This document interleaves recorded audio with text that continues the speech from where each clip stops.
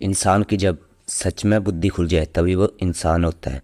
बाकी समय तो वो बस बेहोशी में काम करता रहता है। उसे पता नहीं होता है कि वो क्या कर रहा है और क्या नहीं। भले ही इंसान कितना भी बुरा काम कर ले, लेकिन अगर उसे किसी भी क्षण पश्चाताप हो जाता है तो वो अपनी जिंदगी में बहुत कुछ बदलाव ला सकता है। जीवन में अगर आपको लगता है कि मैंने बहुत से बुरे काम किए हैं और इन गलत कामों को सुधारने के लिए कोई भी विकल्प नहीं है, तो गौतम बुद्ध के जीवन की यह कहानी आपको एक बार जरूर सुननी चाहिए। एक बार की बात है, गौतम बुद्ध भिक्षा मांगने के लिए एक गांव में जाते हैं। उस गांव में पहुंचते ही देखते हैं पूरे गांव में सन्नाटा छाया हुआ है। दूर दूर तक कोई भी आदमी नजर नहीं आ रहा है। बुद्ध उस गांव के पहले द्वार पर जाते हैं और कहते हैं, भिक्षाम देहि, परंतु भीतर से कोई बाहर नहीं आता। बुद्ध दूसरे द्वार पे जाते हैं, परंतु कोई दरवाजा नहीं खोलता। तीसरे द्वार पे जाते हैं, परंतु वहां से भी कोई बाहर नहीं आता। फिर अचानक से एक दरवाजा खुलता है और एक व्यक्ति बाहर निकलता है और जल्दी से बुद्ध का हाथ पकड़ता है और उन्हें अपने घर में ले जाता है और कहता है, क्षमा करें बुद्ध, परंतु आप इस समय बाहर नहीं जा सकते। उंगलीमाल को इस गांव की सीमा पर देखा गया है। सभी गांव वाले डर के मारे अपने अपने घर की खिड़कियां दरवाजे बंद करके बैठे हैं। बुद्ध उस व्यक्ति से पूछते हैं, कौन है उंगलीमाल और इससे इतना भय क्यों है? वह व्यक्ति कहता है, उंगलीमाल एक राक्षस है। उसे जो भी मनुष्य मिलता है, बच्चा, वृद्ध, स्त्री या पुरुष, जहाँ तक कि सन्यासी भी, वह किसी को नहीं छोड़ता। महाराज प्रसन्नजीत के सैनिक भी उनसे डरते हैं। बुद्ध उस व्यक्ति से पूछते हैं कि क्या वो ये सब धन के लालच में करता है? वह व्यक्ति कहता है, नहीं, धन का से कोई लालच नहीं है। वह जब भी किसी व्यक्ति पर वार करता है तो उसकी उंगली काटकर अपने गले की माला बनाता है, इसलिए उसका नाम उंगली माल पड़ गया। और हमने तो ये भी सुना है कि जब उसके गले की माला में 100 उंगलियां पूरी हो जाएंगी तो उसकी विनाशक शक्तियां और भी बढ़ जाएंगी। फिर बुद्ध कहते हैं, आभार आपका जो आपने मुझे इसके बारे में बताया। फिर वो व्यक्ति बुद्ध से कहता है, कृपया करके आप भी बाहर ना जाइए, वो आप पे भी बाहर कर सकता है।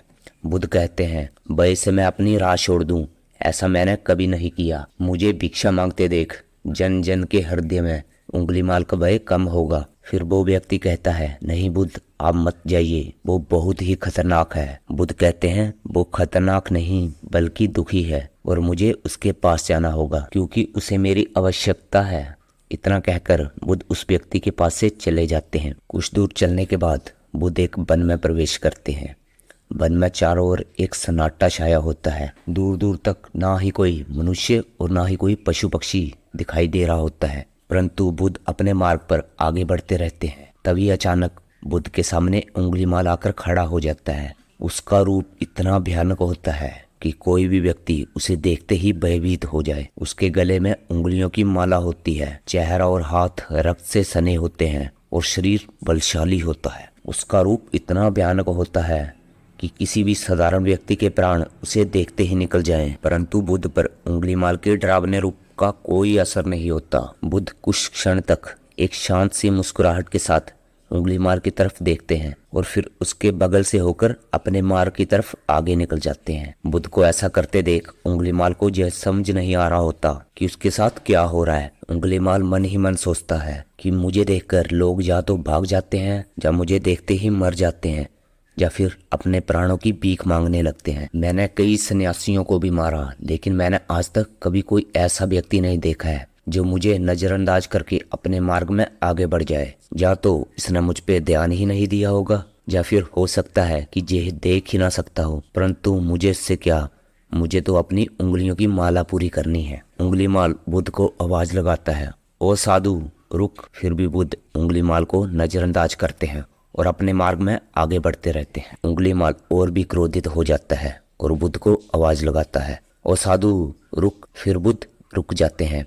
इसके बाद उंगलीमाल बुद्ध के पास जाता है और उनसे कहता है, ओ सन्यासी, तुम मेरे आदेश के बाद भी रुका क्यों नहीं? बुद्ध कहते हैं, मैं तो बहुत पहले ही रुक चुका हूँ, तुम ही चलते जा रहे हो। ये सुन उंगलीमाल समझ नहीं पाता है कि बुद्ध क्या कह रहे हैं, परंतु वो इतना जरूर समझ जाता है कि सामने खड़ा व्यक्ति उससे थोड़ा भी नहीं डर रहा है। उंगलीमाल बुद्ध को डराने के लिए चिल्लाकर पूछता है, हे साधु, तुझे मुझसे भय नहीं लगा? मैं आदि मानव हूँ। बुद्ध कहते हैं, नहीं, तुम मानव हो। बुद्ध की यह बात उंगलीमाल के हृदय पर लगती है। जीवन में पहली बार उसे किसी ने मानव कहा था, परंतु उंगलीमाल इस बात को नजरअंदाज करने का प्रयास करता है और बुद्ध से पूछता है, साधु, ऐसा तूने क्यों कहा कि तू कब का रुक चुका है, जबकि तू तो चल रहा था। फिर तुमने ये क्यों कहा कि मैं नहीं रुक रहा हूँ। बुद्ध कहते हैं, मैं पहले से रुक चुका हूँ, यानी मैं ऐसे कर्म करना बहुत पहले ही छोड़ दिया जिसे किसी व्यक्ति को कष्ट पहुँचता है। सब जीना चाहते हैं, बस तुम्हें उन्हें करुणा से देखने का प्रयास करना है। बुद्ध के ये शब्द उंगलीमाल के हृदय पर दोबारा से चोट करते हैं, परंतु वो दोबारा बुद्ध की बातों को नजरअंदाज करने का प्रयास करता है और इस बार वो क्रोध में आकर बुद्ध की गर्दन पर अपनी तलवार रख देता है, जिससे वो लोगों की हत्या किया करता था, और बुद्ध से चिल्लाकर कहता है कि नहीं, मानव में ना तो प्रेम है और ना ही करुणा, सिर्फ छल और कपट है। इसलिए मैं सबकी हत्या करूंगा और किसी को भी जीवित नहीं छोड़ूंगा। बुद्ध कहते हैं, तुम्हें लोगों ने बहुत से दुख दिए हैं। क्रूरता मनुष्य अज्ञान के कारण ही करता है। ईर्ष्या, द्वेष, मोह, माया, ये सभी अज्ञान के ही संतान हैं, परंतु वह व्यक्ति ही है जिसमें दया, करुणा, सद्भावना का उदय भी होता है। उंगलीमाल, अगर इस जीवन में क्रूर लोग हैं तो दयावान भी हैं। बस तुम्हें अपनी आंखों से इस अंधेरे की पट्टी को हटाना होगा जो केवल बुराई ही देखती है, जो केवल बुराई ही देखती है। तीसरी बार बुद्ध के शब्द सुन उंगलीमाल का खुद पर से संयम हट जाता है। उसे समझ नहीं आ रहा होता है पहली बार उसका अपना आपा इतना कमजोर क्यों महसूस हो रहा है। वह कोशिश तो करता है क्रोध करने की, परंतु कर नहीं पाता। वो वही हिम्मत जुटाकर क्रोध करने का नाटक करके बुद्ध से कहता है, तुम और व्यक्ति जैसे नहीं हो। तो बुद्ध कहते हैं, मैं हर व्यक्ति जैसा ही हूँ, बस जागृत हूँ और ये सिद्ध कर रहा हूँ कि हर व्यक्ति में जागने की क्षमता है। मेरा मार्ग क्रूरता को दया में परिवर्तित करता है। उंगलीमाल, अनजाने में घृणा के पथ पर हो, बस इस क्षण रुक जाओ। तुम्हारे भीतर भी ये क्षमता है कि तुम दया और करुणा के पथ पर चल सकते हो। इतना सुनते ही उंगलीमाल के हाथ से तलवार नीचे गिर जाती है। उसकी आंखों से आंसू बहने लगते हैं। भला कोई कब तक बुद्ध को अनदेखा करेगा। उंगलीमाल रोते हुए बुद्ध से पूछता है, क्या आप वही हैं जिन्हें लोग बुद्ध कहते हैं, जो लोगों को मुक्ति के मार्ग पर चलना सिखाता है। फिर बुद्ध कहते हैं, हाँ मैं वही हूँ और तुम्हें भी मुक्ति के मार्ग पर ले जाना चाहता हूँ। फिर उंगलीमाल कहता है, परंतु मैं अब बहुत दूर निकल चुका हूँ। मैंने बहुत सारी हत्याएं की हैं और बहुत पाप किए हैं। मैं अब चाहकर भी वापिस नहीं लौट सकता और मेरा लौटना असंभव है।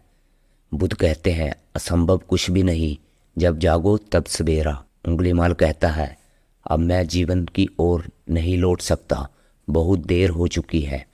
फिर बुद्ध कहते हैं, उंगलीमाल, तुम्हें इतनी चेतना है कि जो तुमने किया वो बुरा था। इसका अर्थ है कि तुम जानते हो कि क्या अच्छा है और क्या बुरा। उंगलीमाल, जिस दिन से तुमने अच्छा कार्य करना शुरू कर दिया, उस दिन से ही तुम्हारा एक नया जीवन शुरू हो जाएगा। फिर उंगलीमाल कहता है, मैं जितने भी अच्छे कार्य क्यों ना कर लूं, परंतु लोग मुझे उसी दृष्टि से देखेंगे और मुझे चैन से नहीं जीने देंगे। बुद्ध कहते हैं, उंगलीमाल, अगर तुमने हिंसा का मार्ग छोड़ दिया तो मैं तुम्हें मार्ग दिखाऊंगा और मैं तुम्हारा संरक्षण करूंगा और मैं तुम्हें लोगों की घृणा से बचाऊंगा। बस पहला कदम तुम्हें ही उठाना पड़ेगा। उंगलीमाल पूछता है, क्या यह सही में हो सकता है। बुद्ध कहते हैं, अवश्य हो सकता है। तुम में असामान्य बुद्धि है, तुम परम सत्य के पथ पर बहुत आगे जाओगे। उंगलीमाल रोते हुए बुद्ध के चरणों में गिर जाता है और बुद्ध से कहता है कि मैं आपको वचन देता हूँ कि मैं अपने सारे बुरे कर्मों को छोड़ दूंगा, आपके पीछे करुणा के पथ पर चलूंगा। कृपया करके आप मुझे अपना शिष्य बना लें। बुद्ध कहते हैं, मैं किसी को अपना शिष्य नहीं बनाता, व्यक्ति स्वयं मेरे संग में जुड़ते हैं।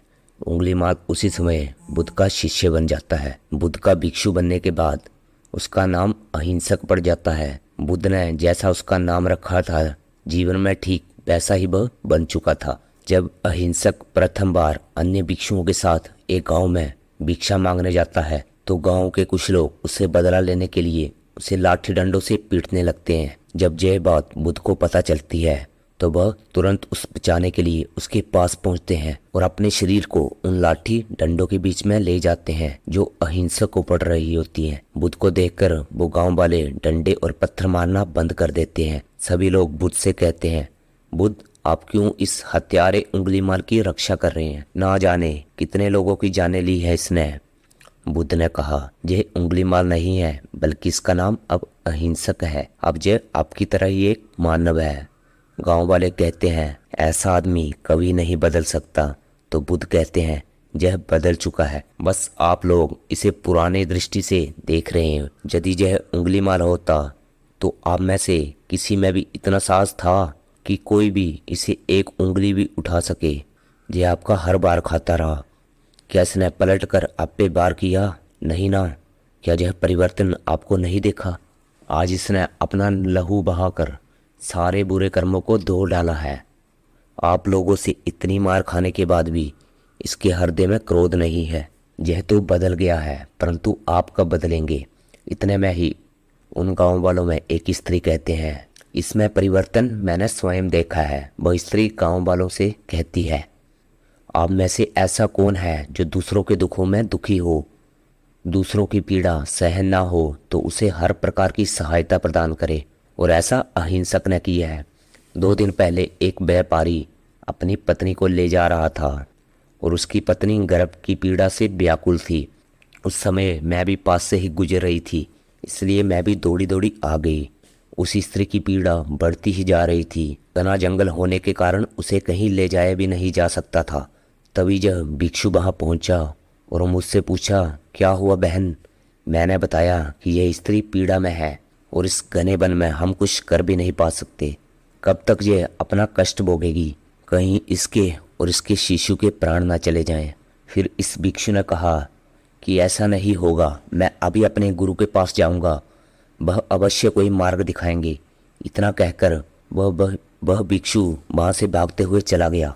बुद्ध कहते हैं कि फिर अहिंसक मेरे पास आया और मेरे पैरों में गिरकर मुझसे कहने लगा कि बुद्ध, एक स्त्री गहन गर्भ पीड़ा में है और उसकी पीड़ा बढ़ती जा रही है, कहीं माँ और बच्चे को कुछ हो ना जाए। यह सब सुनकर बुद्ध ने कहा, दौड़कर जाओ और उसे कहो कि बहन, जिस दिन से मेरा जन्म हुआ है मैंने जानबूझकर किसी भी प्राणी को कष्ट नहीं पहुंचाया है। मेरे सत्कर्म तुम्हारी सुरक्षा कवच बनेंगे और आपका और आपके शिशु की सुरक्षा करेंगे।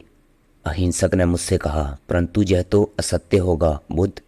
सत्य तो यह है कि मैंने आज तक बहुत से लोगों की कष्ट पहुंचाया है। यदि मैंने ऐसा कहा तो वो माता और शिशु उसी क्षण प्राण त्याग देंगे। तो बुद्ध ने कहा, तुरंत जाओ और उस स्त्री से कहो कि बहन, जिस दिन से मेरा एक नया जन्म हुआ है मैंने सब बुरे कर्मों को छोड़ दिया है और उस दिन से मैंने किसी भी प्राणी को कष्ट नहीं पहुंचाया है और मेरे सत्कर्म आपका सुरक्षा कवच बनेंगे और आपके शिशु की रक्षा करेंगे। फिर अहिंसक ने कहा, बुद्ध, क्या मेरे कर्म उन्हें बचा लेंगे? बुद्ध ने कहा, हाँ अवश्य, यह तुम्हारी कमाई है।